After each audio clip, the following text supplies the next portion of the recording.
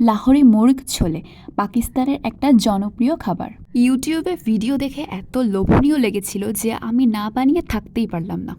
এর জন্য প্রথমে কাবুলি ছোলা ওভারনাইট ভিজিয়ে রাখতে হবে, তারপর গরম মশলা আর লবণ দিয়ে সিদ্ধ করে নিতে হবে। এরপর চিকেনটা ভালো করে ভেজে নিতে হবে। এরপর তেলে শুকনো মরিচ, তেজপাতা, গরম মশলা ফোড়ন দিয়ে এর মধ্যে একে একে রসুন বাটা, আদা বাটা, শুকনো মরিচ বাটা দিয়ে ভালো করে কষিয়ে নিতে হবে। সাথে কিছু টমেটো অ্যাড করতে হবে ও হ্যাঁ, একটু লবণ দিয়ে নিতে হবে। মশলা ভালোভাবে কষানো হয়ে গেলে ভেজে রাখা চিকেন অ্যাড করতে হবে আর সাথে দিতে হবে বেরেস্তা বাটা। বেরেস্তা বাটা অবশ্যই দিতে হবে, এতে স্বাদটা ভালো আসে। তারপর মাংসটা খুব ভালো করে কষানো হয়ে গেলে এর মধ্যে সিদ্ধ করে রাখা ওই কাবুলি ছোলাটা দিয়ে দিতে হবে। এটাও কিছুক্ষণ কষানো হয়ে গেলে এরপর এর মধ্যে পরিমাণ মতো জল দিয়ে ভালো করে সিদ্ধ করে নিতে হবে। তারপর লাস্টে বেরেস্তা, কাঁচামরিচ আর একটু গরম মশলা ছিটিয়ে আরও কিছুক্ষণ রান্না করে নিলেই রেডি হয়ে যাবে খুবই মজাদার লাহোরি মুর্গ ছোলে। রুটির সাথে খেতে এটা জাস্ট অসাধারণ।